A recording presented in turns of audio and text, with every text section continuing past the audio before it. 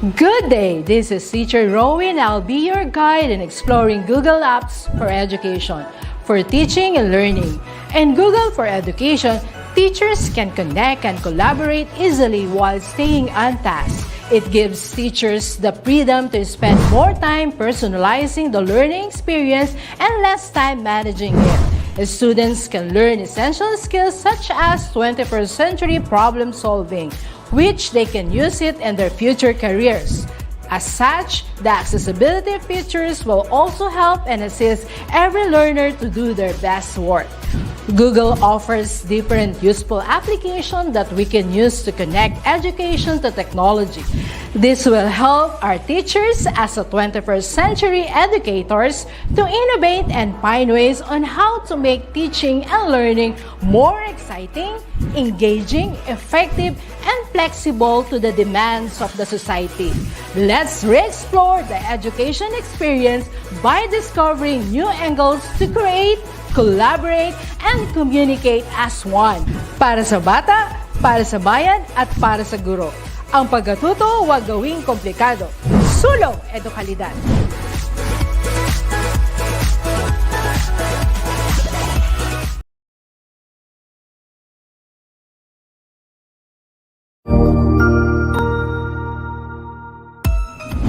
Mabuhay! Good day to all! I am your tutor Madge. Welcome to ETUlay, a free online tutorial, an initiative of the Department of Education, Information and Communications Technology Service, Educational Technology Unit, SHS-Edtech. This program is aimed at helping and assisting learners from kindergarten, senior high school, ALS, Alive, and SPED learners. Aside from answering the modules, the ETUlay is offering programs which you will surely look forward to. Together with our parents and teachers, the ETUlay will bridge the gap where difficulty and ease meet in learning new knowledge and skills. So, let us prepare our module, pen and paper. Ready your mind to see and hear worthwhile and interesting lessons. Let us now study and learn together with our volunteer online tutors. Tara na! Tara na!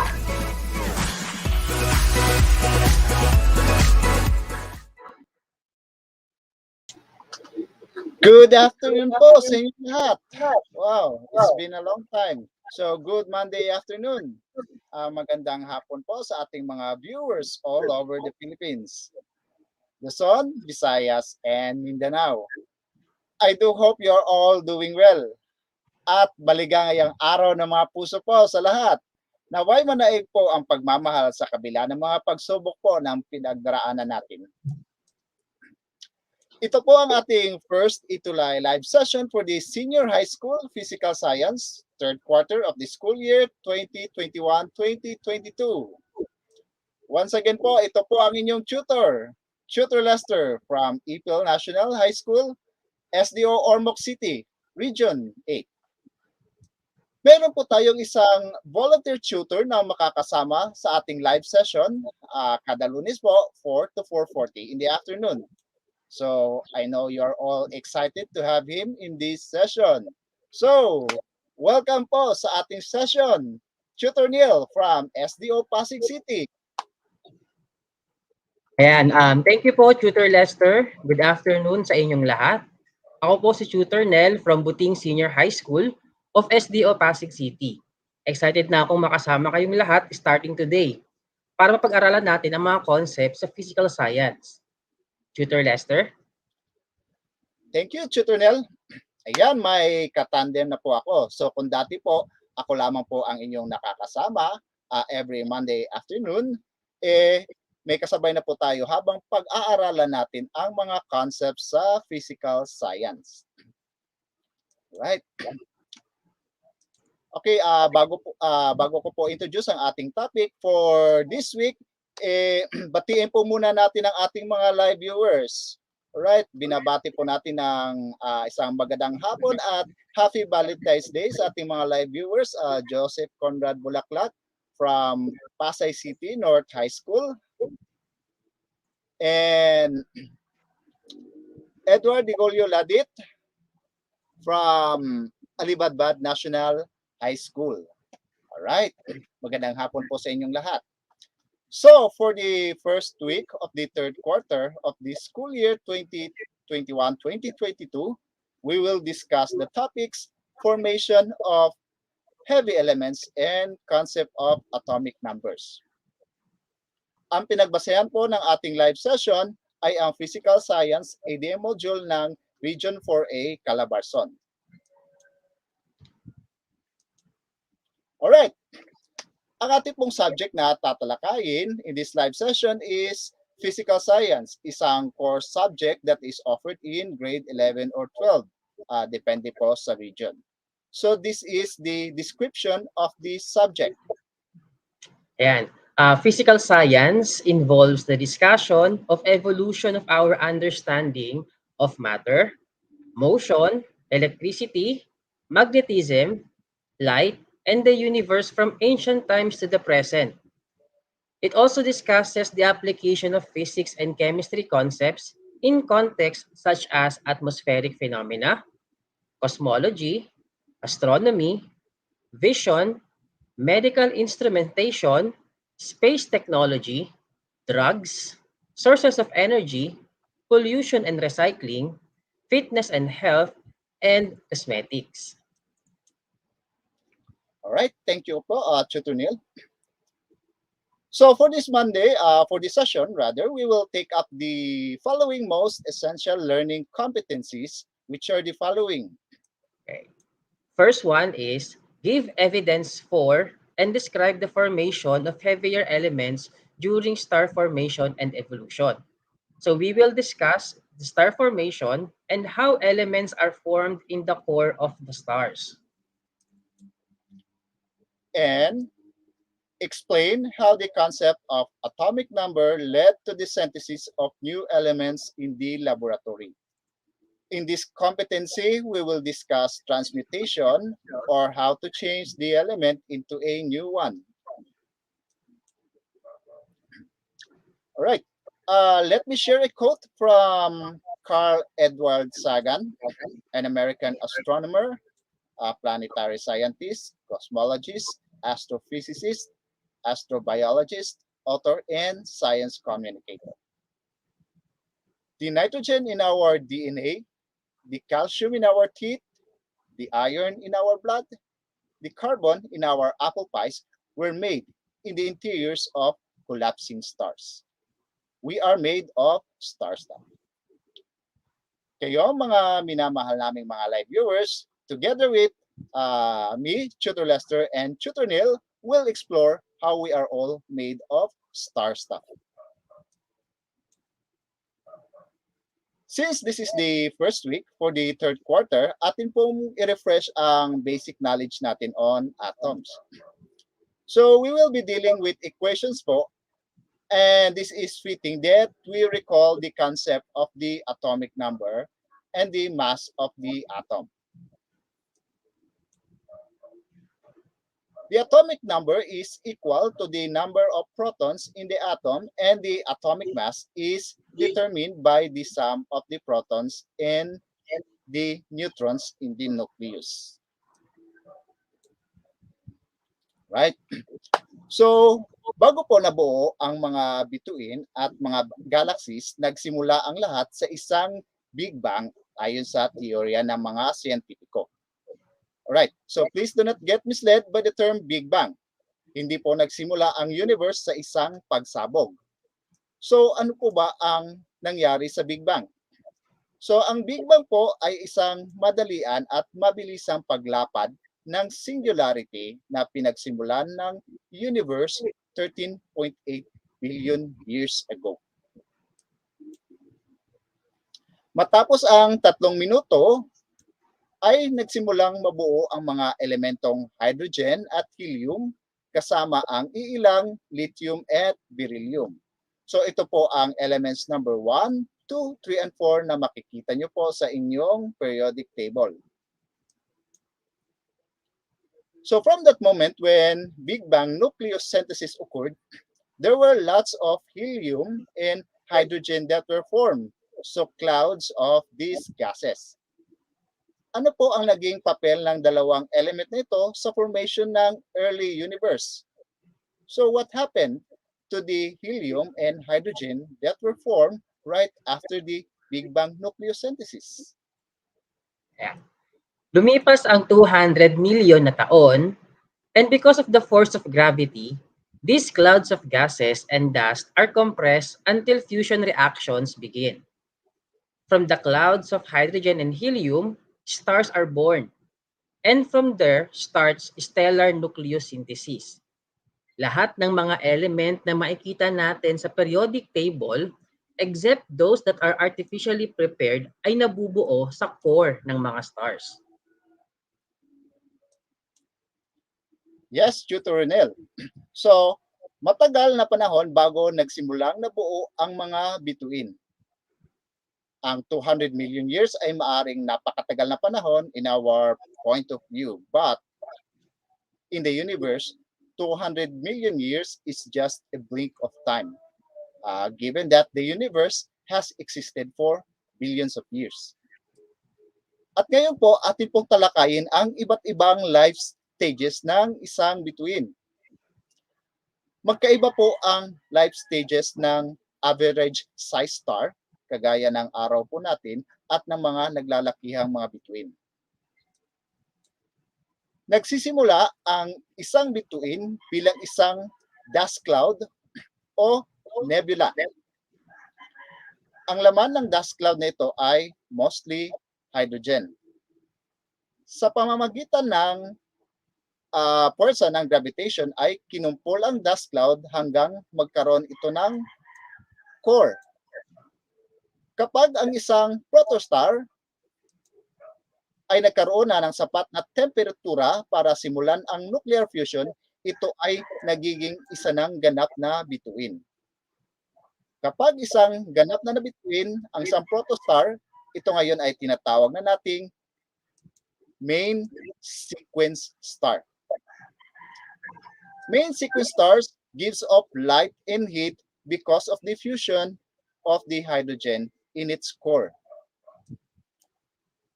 From our discussion, we had emphasized that hydrogen is the fuel that powers the stars. So for a main sequence star, ano po ang mangyayari kapag naubos na po ang kanyang hydrogen sa kanyang core? Yan.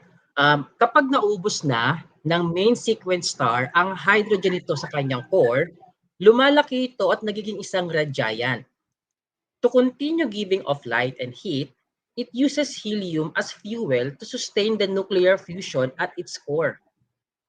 Para naman sa di masyadong kalakihang red giant na nauubusan na ng energy source, ito ay nagiging isang white dwarf.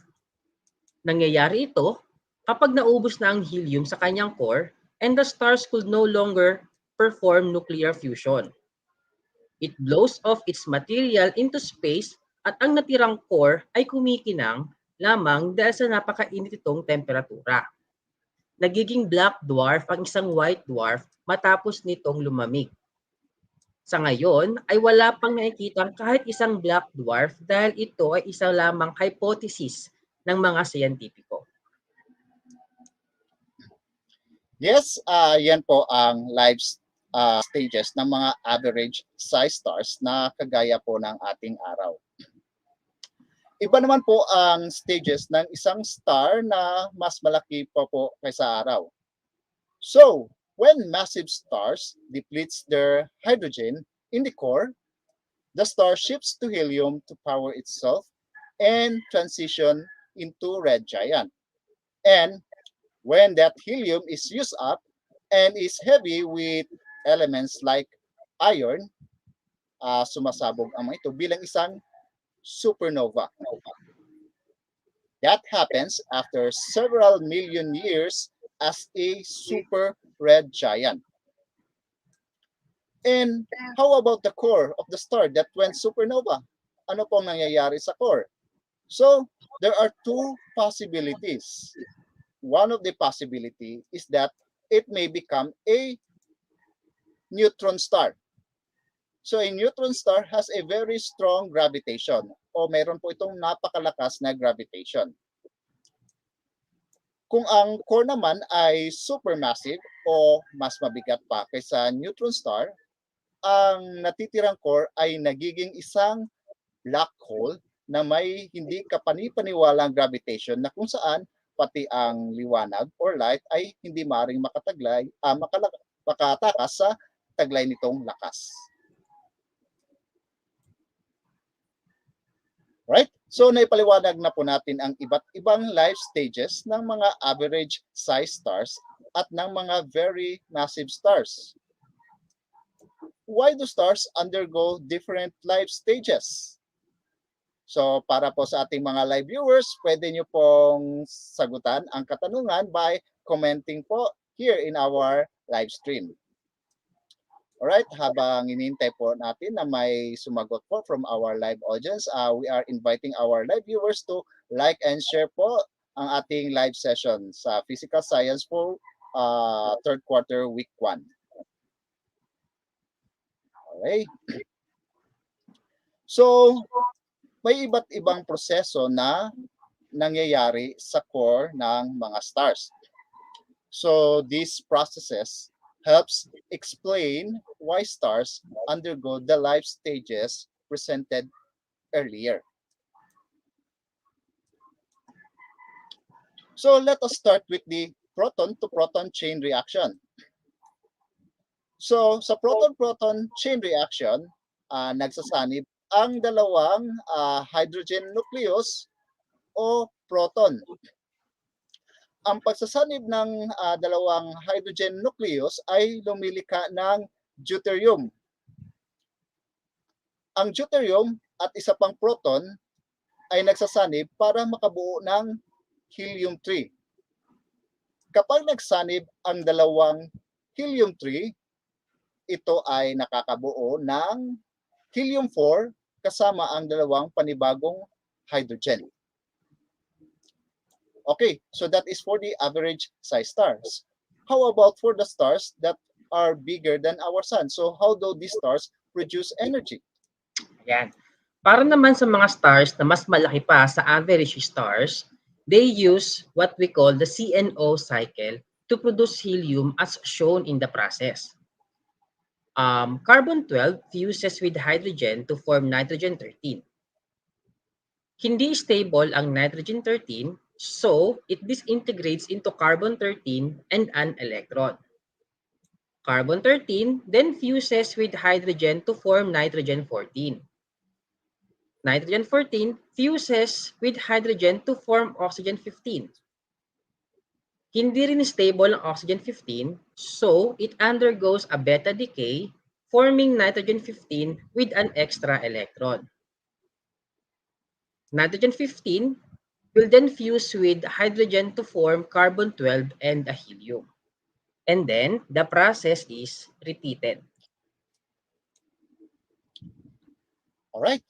So kapag naubos na po ang hydrogen sa core ng isang main sequence star, ito po ay nagiging red giant at ang ginagamit nito to power itself is helium. So this is possible through the tri-alpha process. So sa tri-alpha process, nagsisimula ang proseso sa pagsasanib ng carbon-12 at helium to form oxygen-16. Ang helium-4 at oxygen-16 ay bubuo ng neon-20.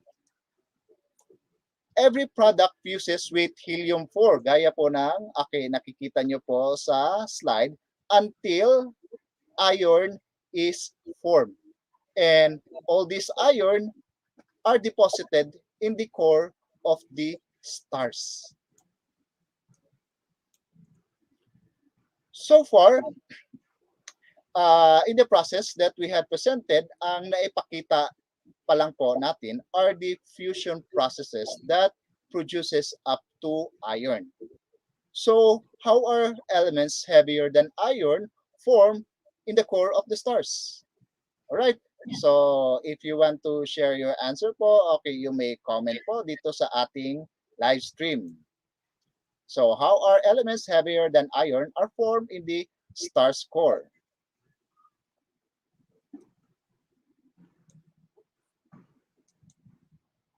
Yan. Hindi lamang bakal o iron ang nabubuo sa mga bituin. Ang mga elementong mas mabibigat pa sa iron ay nabubuo sa core ng mga stars sa pamamagitan ng neutron capture. Maaaring ito ay slow or rapid capture. Kapag slow capture, ang prosesong ito ay napakatagal na panahon dahil pa isa-isang neutron lamang ang sumasanib sa mga iron nuclei. Ang S-process o slow capture ay bumubuo ng elementong kagaya ng cobalt na mas mabigat pa sa bakal. Ang R-process naman o ang mas mabilisang neutron capture ay nangyayari during a supernova o pagsasanib ng dalawang neutron star. Right? Now we move on to the second note for week 1, which is the concept of the atomic number that led to the synthesis of new elements in the laboratory. Right? So shown in the slide is a sample of a nuclide. All the process shown to you are illustrated via an equation. A nuclear equation in which of course kasama po ang mga nuclides. Ngayon po, atin pong i-refresh ang ating nalalaman on nuclides. This topic has been discussed in your junior high school. All right. So the number on the lower left is the atomic number of the element. The atomic number pertains to the number of protons in the nucleus of the atom. On the upper left is the atomic weight, which is the sum of the number of protons and neutrons in the nucleus. And lastly, this is the element symbol. So this is a nuclear equation. So on the left side of the equation, you have there the reactants or the elements that are fused or smashed together. On the right side, you have the products and the byproducts that are formed. How do we balance nuclear equation? So, para mabalanse po natin ang nuclear equation, dapat balanse po ang atomic number in both the reactants and the products. In this example, we have nitrogen 14 that fuse with an alpha particle, which is the nucleus of a helium atom. So these two are smashed together, forming oxygen 17 and a proton. Right. So ano po ang atomic number ng nitrogen? Yes, that is 7. And for the alpha particle, 2. So ano po ang total ng mga atomic numbers? Right, 7 plus 2 will give us 9. Right. How about sa bandang product? Right. So the atomic number of oxygen is 8 and the atomic number of a proton is of course 1. So if you'll total the atomic numbers, so we'll get 8 plus 1 is equals to 9. So ibig sabihin, both the reactants and products atomic number are balanced. Now we look into the atomic weight in the reaction. So tingnan po muna natin dito sa bandang reactants. So nitrogen has a mass of 14 and an alpha particle has a mass of 4. So 14 plus 4, that gives us 18. Okay, dito po sa product na side. Oxygen here has a mass of 17. Then add that with the mass of a proton, which is equal to 1. So 17 plus 1 will give us 18. So 18 po ang mass ng reactants and 18 po ang mass ng products. So, the equation po is balance. Alright. So, remember, in balancing a nuclear equation, dapat isalang-alang po natin na balance po o magkapareho po ang atomic weight at atomic number ng reactants at ng products. Now, Tutor Ronel will discuss to us the discovery of nuclear transmutation and how nuclides are transmuted or changed from an element to another. Yan. Nakagawa ng panibagong isotope ng oxygen si Rutherford kasama ang isang proton sa pamamagitan ng pag-smash ng nitrogen-14 sa isang alpha particle. Ang nuclear equation na nababasa ninyo ang pagsasalarawan ng pagkadiskubre ng neutron, where a beryllium nucleus is bombarded with alpha particles producing carbon-12 and a neutron. Ang beryllium ay may atomic number na 4 at atomic weight na 9, na siyang idinagdag natin sa atomic weight ng helium na 4 at atomic number na 2. Ang carbon-12 ay may atomic weight na 12 at atomic number na 6. Ang neutron naman ay mayroong mass na 1 at 0 ang atomic number dahil wala itong charge. Ang technetium ang kauna-unahang artificially prepared element. It is not naturally occurring on Earth. Ibig sabihin ay wala po tayong makikita na technetium sa kalikasan. Ito ay nadiskubre noong 1937. Technetium is formed together with two neutrons by the bombardment of molybdenum by deuterons, or an isotope of hydrogen. Ito namang nababasa ninyo ngayon, ang pinakaunang nuclear chain reaction na ginawa sa isang nuclear reactor sa University of Chicago noong 1942. A neutron was shot at a uranium-235 nucleus producing bromine-87, lanthanum-146, and 3 neutrons. Thanks, Tutor Nel. So, in the 1930s, the heaviest element known that occur in nature was uranium with the atomic number 92. When elements having atomic numbers greater than 92 were synthesized, so they were known as the transuranic elements. All right. Edwin Macmillan created a heavier element named neptunium, as shown in the equation. So the more abundant isotope of uranium, uranium-238, is bombarded with neutrons, synthesizing neptunium-239 with an electron as a byproduct.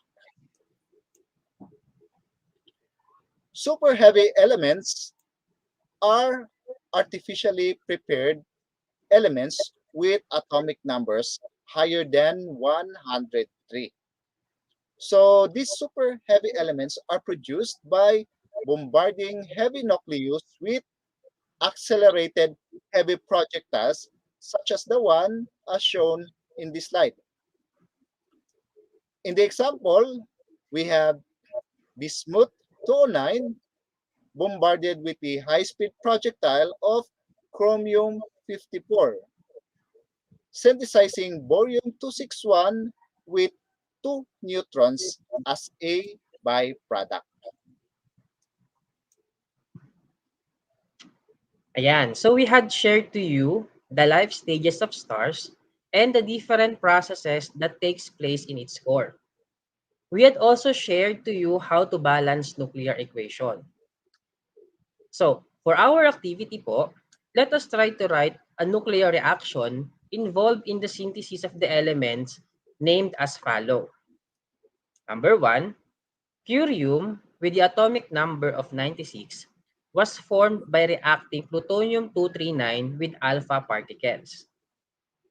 Number 2, mendelevium, atomic number 101, was formed by reacting einsteinium-253 with alpha particles. Sa ating mga live viewers who are willing to share their answers, please do so po by leaving a comment in our live stream. So before we write our nuclear reactions, let us first acknowledge our live viewers right now. Ayan, so salamat po sa walang sawang pagtutok at pagsama sa amin dito sa ating mga live sessions. Muli po ay isang maligayang araw ng mga puso para sa ating lahat. Special mention ko lang pala muna ang ating mga viewers from Buting Senior High School of Pasig City. Salamat po sa inyo.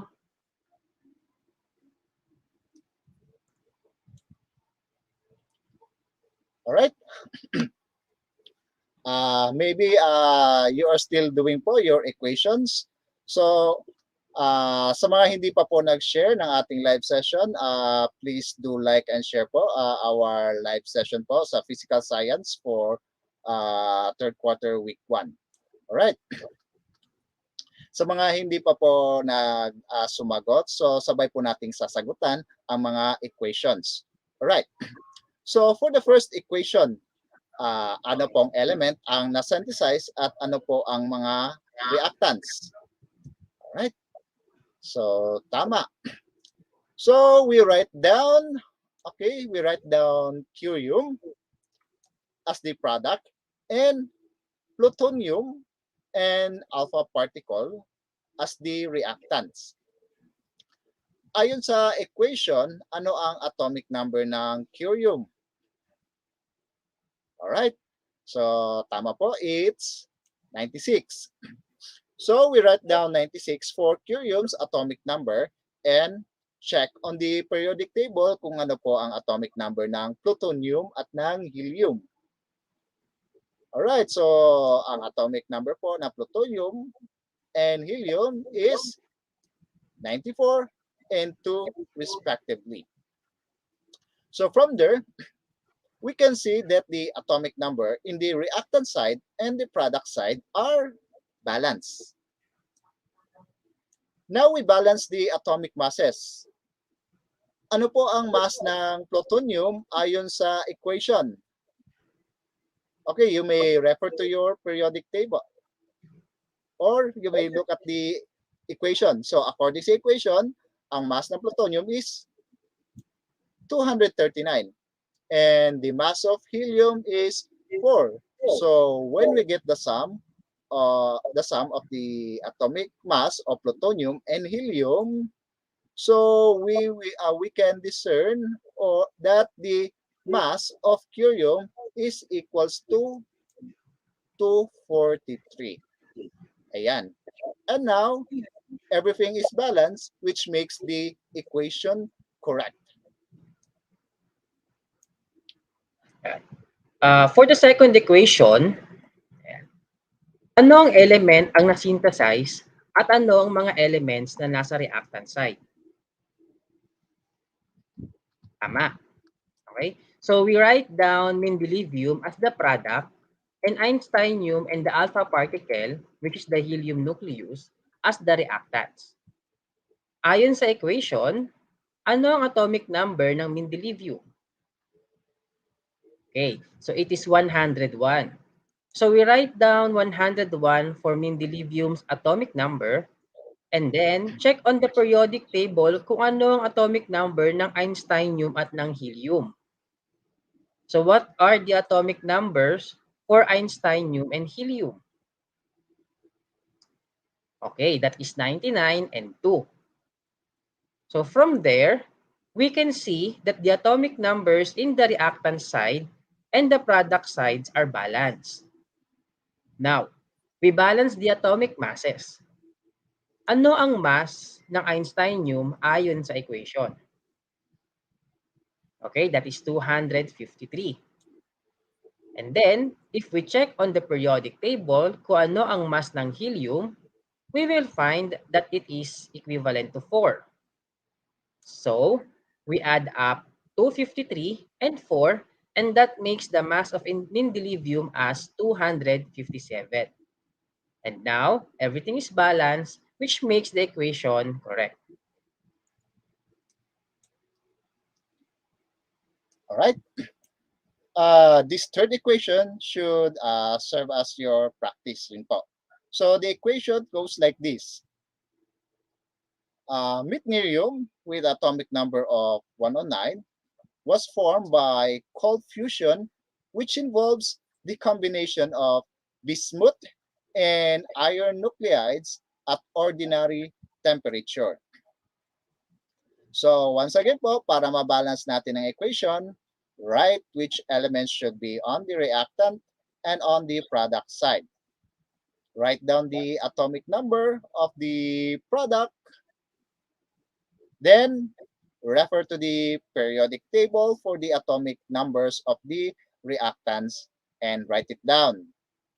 The atomic numbers should be balanced. And when you had balanced the atomic numbers, balance din po ang atomic weights. Refer to the periodic table po. So look for the atomic weights of the reactants. Then add the atomic weights. So the total of the atomic weights should be equal to the atomic weight of the product. Alright.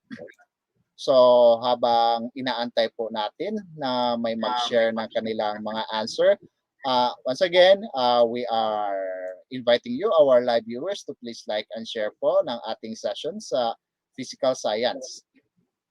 Batiin rin po natin ang ating mga live viewers. Alright. Happy Valentine's po to Divine Liporada Sablayan of grade 11 ABM Kaibiga High School. And happy Valentine's and magandang hapon po kay Mary Grace Bejo of 11 Gas Kaibiga High School. Happy Valentine's and magandang hapon din po kay Darwin Abalos. And magandang hapon rin sa ating masigasig na live viewer na si Joseph Conrad Bulaklak. Okay, pasensya po Mr. Bulaklak kung hindi po namin na-acknowledge agad ang inyong mga answer, at to all the live viewers whom we haven't acknowledged their answer po. Pasensya po. All right. I will also take this opportunity to greet the learners and the teaching and non-teaching staff sa aming school po sa ETUlay National High School of SDO Ormoc City. I would also like to greet our superintendent, Ms. Marilyn Xiao, and Ms. Elena Angelita Jose, our school head. All right. So meron na pong nag-share. Okay, meron na pong nag-share ng kanilang answer dito sa ating live session. All right. Macready Amir Andres. All right. Thank you po for sharing po, Mr. Andres. All right. So to check whether your answers are correct, all right. I'm now presenting to you the equation. Okay. So ito po ang tamang equation. All right. So we have here in the product side meitnerium, which has an atomic number of 109.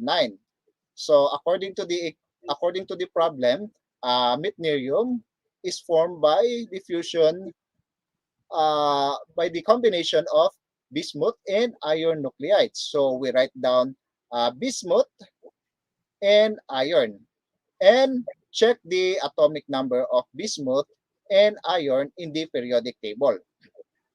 So the atomic number of bismuth is 83 and the atomic number of iron is 26. Right.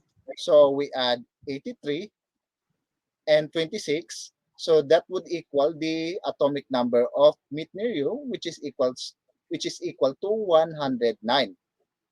All right. And then let's check on the atomic masses in both the reactants and the product.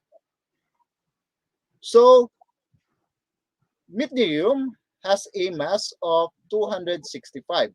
And if we look at the periodic table, the mass of bismuth is equals to 209, which and then the mass of iron, which is equals to 56. So kapag inadd po natin ang masses ng bismuth and iron, so that will equal the mass of meitnerium, which is equals to 265. So from there, we can see that the equation is balanced, therefore correct. All right. So therefore, okay, let us take a look at the answers of our live viewers. All right. All right. So, yep. Yes. Okay. Is correct. So, uh, some of our ating mga live viewers po ay are sharing their answers in the comment section, and yes, thank you po, thank you for the wonderful job of participating po, and participating in the and answering the questions in our live session. All right, so ngayon po, let us move on to our quiz segment na pinangalanan po naming Gets Mo? Sagot Mo. Alright. So, sa segment na ito ay may sasagutan po tayong 5 katanungan na of course taken from what we had shared to you earlier. We are inviting po our live viewers to have fun and sumali po kayo sa ating Gets Mo, Sagot Mo segment. Just comment po your answers in the comment section. Alright. So, let's get started na po. Yeah. Okay, so number 1, which of the following gases are the major components of a star? A, carbon and oxygen. B, helium and carbon. C, hydrogen and carbon. And letter D, hydrogen and helium. The correct answer is letter D, hydrogen and helium. Question number 2. How is energy of a star produced? A, by combustion. B, by decomposition. C, by nuclear fission.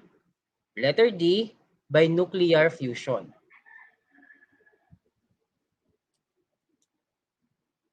The correct answer is letter D, by nuclear fusion. Number 3, this element was created by Emilio Segre and Carlo Perrier in 1937 through the bombardment of molybdenum by deuterons. Letter A, helium. B, oxygen. C, uranium. Letter D, technetium.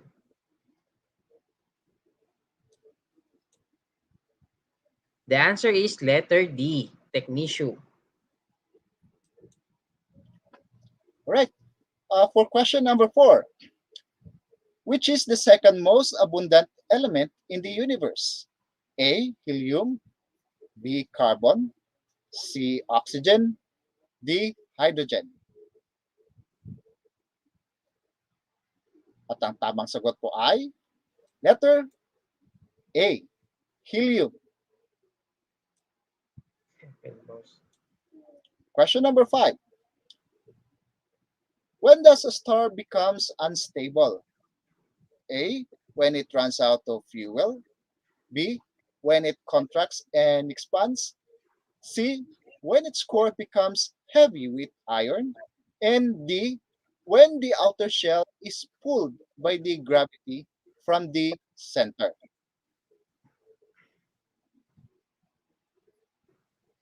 Ang tamang sagot po natin for question number 5 is A, when it runs out of fuel. And So, before we end this session, ito pong ating paksa na tinalakay ngayong hapon ay nakabase sa contents ng Physical Science ADM Modules 1 and 2 ng Region 4A Calabarzon. Salamat po sa inyong pagsama sa amin sa nakaraang 40 minutes na umaatikabong live session tungkol sa life stages ng mga bituin at kung paano na-synthesize ang mga elements sa core ng mga stars. Alright, let me once again share a quote from Carl Sagan. So, may this quote inspires us that every human life is precious. Every one of us in the cosmic perspective, precious. If a human disagrees with you, let him live.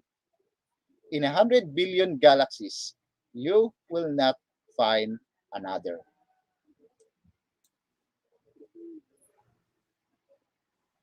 Ayan, so we are inviting everyone to send us their feedback because it matters to us very much. If you are using a device with a QR code scanner, you may scan the code na makikita nyo po sa inyong mga screen. Or you may screenshot the screen for you to scan it later. You may also type in your web browser the link displayed in the bottom of the screen. tinyurl.com #ETUlay feedback form. Again, that is tinyurl.com/ETUlay feedback form. You may also send your words of appreciation po using the link given. You can also give recommendation if you want someone to be our guest in the live stream next session. So we would welcome it. You may also email your comments and suggestions to the email that you can read in your screens, edtech@deped.gov.ph. Inaanyayahan din po namin kayo, aming mga minamahal na mga live viewers, na sabayan rin po natin ang ating mga tutor sa General Biology 2 na sina Tutor Easter ng SDO Caloocan at Tutor Tina ng SDO Pasig. After this session po, from 4:40 to 5:20. You may also watch the live session in Empowerment and Technologies kasama ang ating mga tutor na sina Tutor Jane of SDO Puerto Princesa City at ni Tutor Janelle ng SDO Ilocos Sur. Right after this session po from 4:40 to 5:20. And that's it for week number 1. Once again, isang maligayang araw ng mga puso. Kita-kita po tayo sa Lunes sa parehong oras from 4 to 4:40 in the afternoon. This is your tutor, Tutor Lester from SDO Ormoc City. And yours truly, Tutor Ronel from SDO Pasig City. Goodbye and God bless. Kita-kita po.